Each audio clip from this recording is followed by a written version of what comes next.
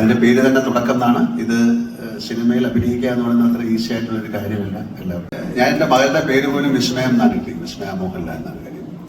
എൻ്റെ ജീവിതത്തിൽ സംഭവിക്കുന്ന എല്ലാം വളരെ വിസ്മയമായിട്ടാണ് ഞാൻ കണക്കാക്കുന്നത്. ആക്സിഡൻ്റായിട്ടാണ്. മായയ്ക്കും അതുപോലെ പെട്ടെന്ന് ഒരുപാട് കാര്യങ്ങൾ പഠിച്ചാണ് ഇപ്പം ഒരു സിനിമയിൽ അഭിനയിക്കണം എന്നൊരാഗ്രഹം പറഞ്ഞു.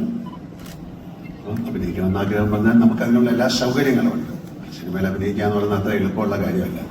പക്ഷെ ഞങ്ങൾക്ക് അതിൻ്റെ ഒരു പാരഫെർനാലിയ ഉണ്ട്. ഞങ്ങൾക്ക് പ്രൊഡക്ഷൻ ഹൗസുണ്ട്. ഞങ്ങൾക്കത് വളരെ വർഷങ്ങളായിട്ട് നടത്തിക്കൊണ്ടുവരുന്ന കമ്പനിയുണ്ട്. ആന്റണി പെരുമ്പാവൂരുണ്ട്. അതിനൊരു വലിയ സപ്പോർട്ടുണ്ട്. അപ്പം അങ്ങനെ നോക്കിയപ്പോൾ അങ്ങനെ ഒരു സബ്ജക്റ്റ് കിട്ടി. അപ്പം അതിലാ കുട്ടി അഭിനയിക്കാൻ പോകും. അതിന്റെ പേര് തന്നെ തുടക്കം എന്നാണ്. ഇത് സിനിമയിൽ അഭിനയിക്കുക എന്ന് പറയുന്നത് അത്ര ഈസി ആയിട്ടുള്ളൊരു കാര്യമല്ല. എല്ലാവർക്കും അറിയാം. അതിന് ഭാഗ്യം എന്ന് പറയുന്നത് അതിൻ്റെ ഒരു വാക്കിൽ ഉപരി നമുക്ക് കൂടെ സഞ്ചരിക്കുന്ന ഒരുപാട് നല്ല ആൾക്കാരുണ്ടാവണം.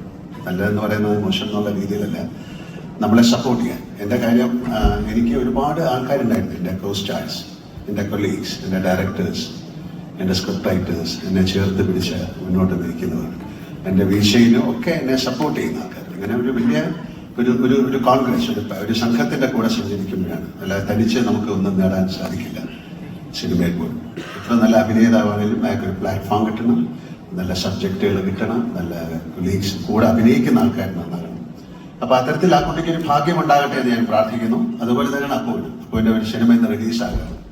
അപ്പൊ ഇത് വളരെ ആക്ഷനിലായിട്ട് സംഭവിച്ചൊരു കാര്യമാണ്. അപ്പൊ രണ്ടുപേർക്കും ഒരു അച്ഛൻ എന്ന നിലയിലും ഒരു ആക്ടർ എന്നുള്ള നിലയിലും ഈ ഫ്രറ്റേണിറ്റിയുടെ പേരിലും ഞാൻ അവരെ രണ്ടുപേരെയും